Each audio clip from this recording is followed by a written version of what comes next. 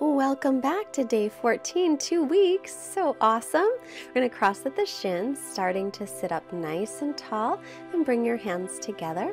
Take a moment here, setting your intention for your practice. And all intentions are welcome, any way you like to connect in.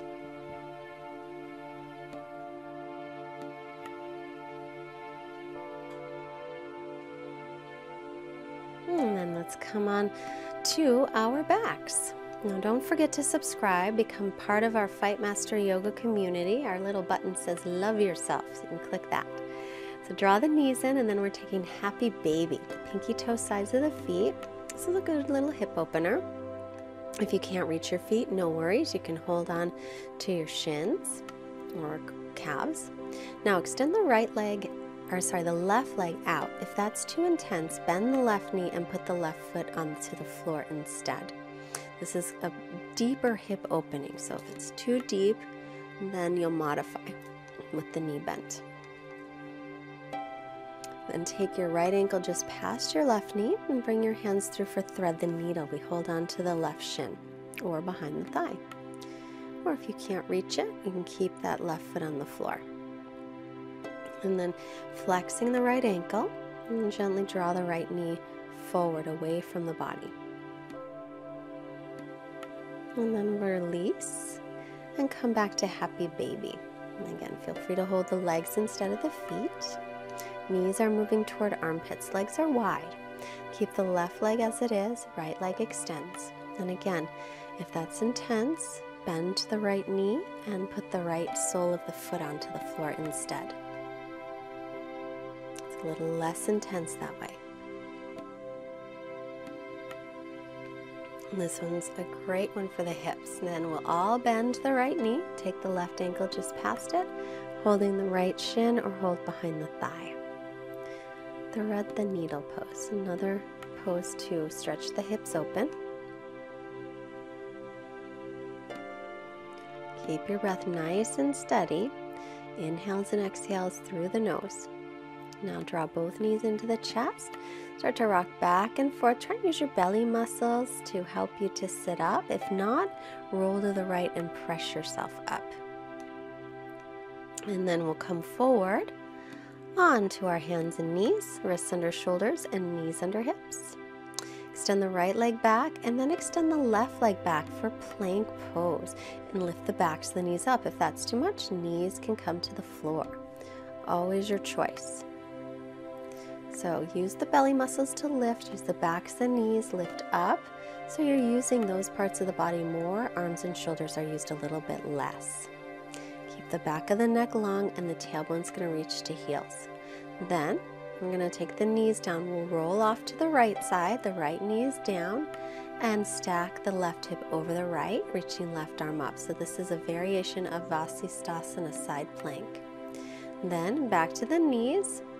Back to plank, lifting up, or keep the knees down. Your choice. We're building strength here in plank pose, so knees down if needed.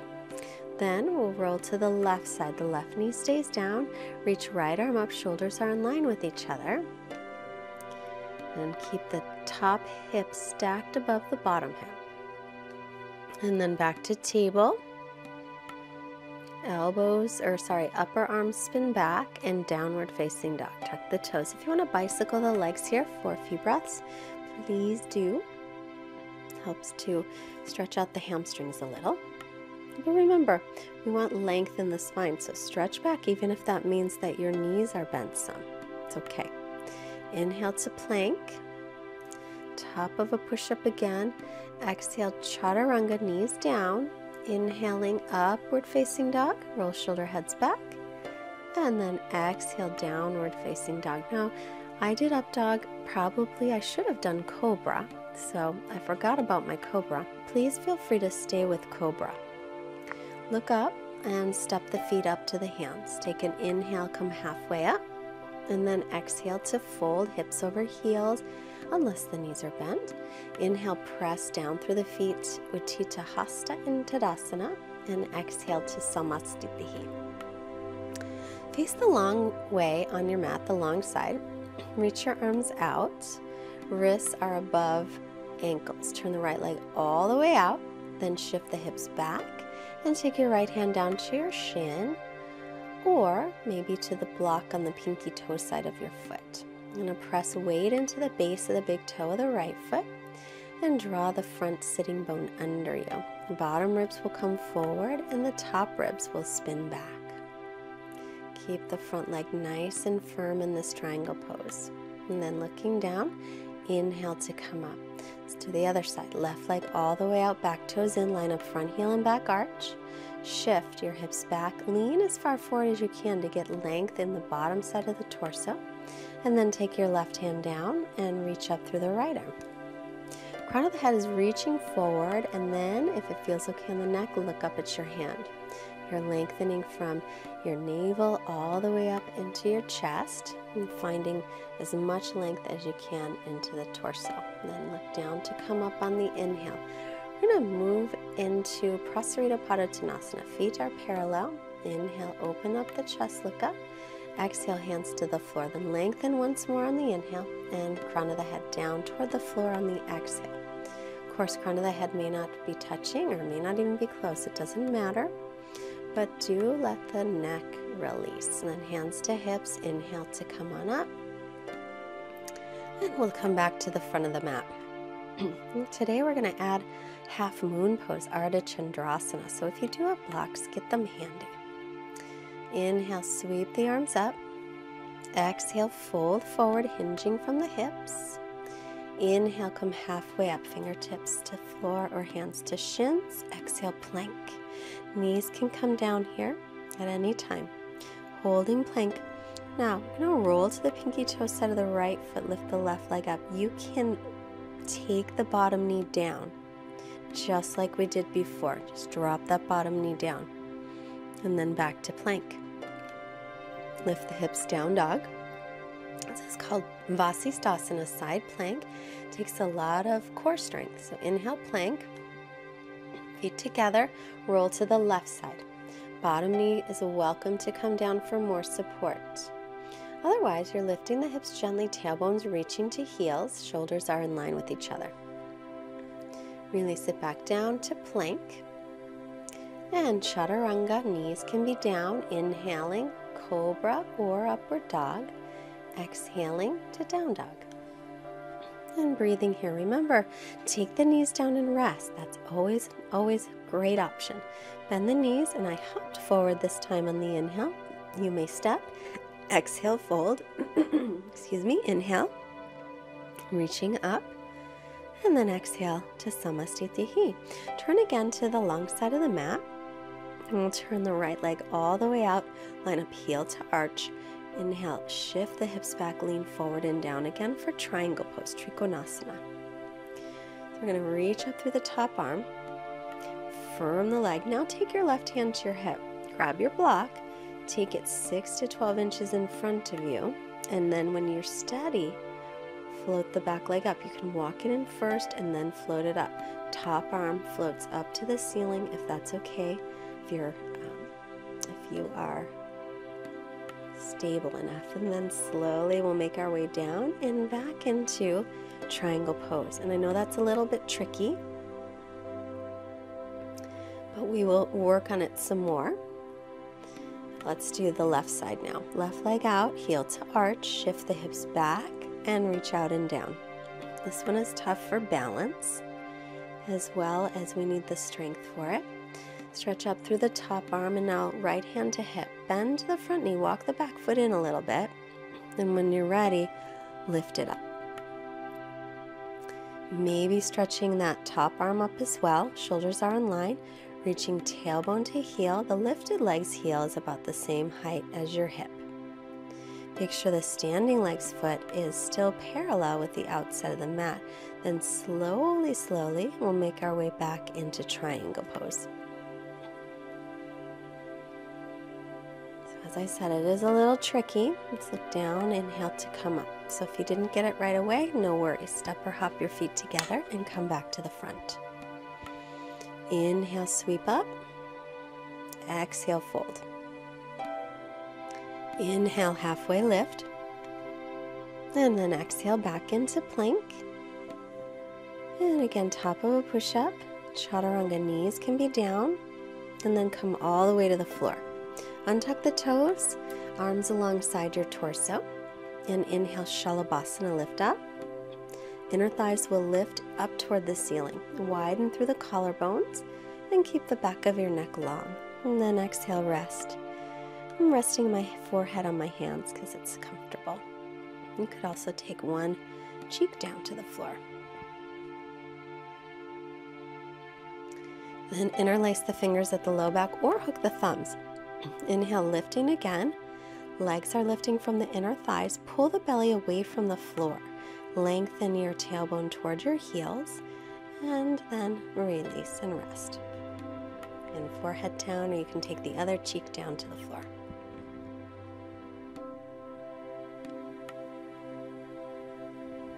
So it's important when we're doing our back bends to create length.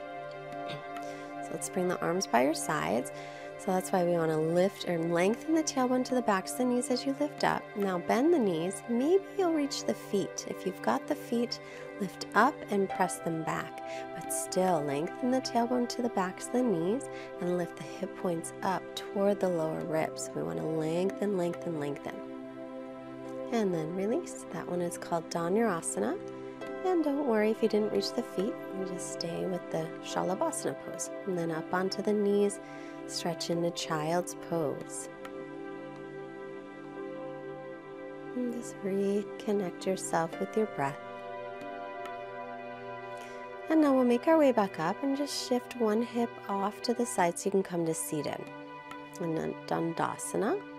Inhale, reach up tall with the arms. Exhale, hinge from the hips for Paschimottanasana. Reach your legs or your feet. Then lengthen as you inhale. And exhale to extend forward. The crown of the head will reach toward the feet as you create length through your torso, through your spine. So remember, try not to round the upper back. Try to lengthen it instead. And you're welcome to use a strap around the feet if it's hard to reach.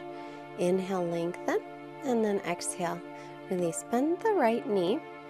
Left hand behind, inhale, right arm up, and exhale, take it to the inside of the right knee and twist. The left toes pull back. So as you inhale, you'll sit a little bit taller, and then exhale, maybe you can twist a little bit deeper. Just using the breath, never forcing. Inhale, head to center and release, and then we'll bend the left knee, right hand is behind the back. Inhale tall, exhale, left arm comes across to twist. Every inhale, see if you can create any more space between each vertebra. Every exhale, maybe you can twist in a little deeper. Inhale, head to center, exhale to release, and then we'll come onto our backs and make our way right into Shavasana. So extend the legs, allow the feet to flop open. Get yourself nice and comfortable. Once you feel comfortable, allow everything to just relax.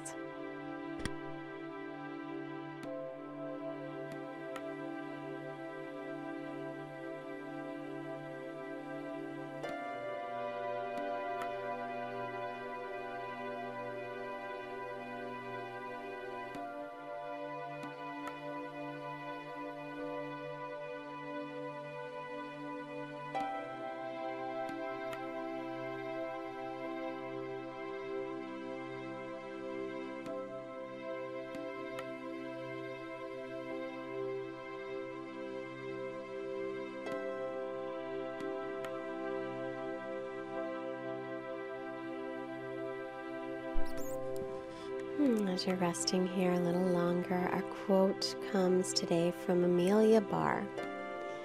And start to make movements to stretch yourself through arms and legs. Amelia Barr says, "Time is a very precious gift, so precious that it is only given to us moment by moment." Rolling onto the right side, gently pressing yourself up. Find a comfortable seated position. Bring the palms together in front of the heart. Let's bring our hands to our foreheads to remind us to have clear and loving thoughts. Our hands to the heart to remind us to have clear and loving intentions. and our hands to the mouth, reminding us to have clear and loving communications, sending out wonderful energy to all beings everywhere. Namaste. Good job. Day 14, you are halfway done. Please push the like button and don't forget to subscribe to our channel. We want you to be a part of our community. Also, go to fightmasteryoga.com to join our mailing list. And if you can afford a donation of any amount, there's a link below or on the website at Fightmaster Yoga. And I hope you're enjoying this as much as we are enjoying making it. Bye.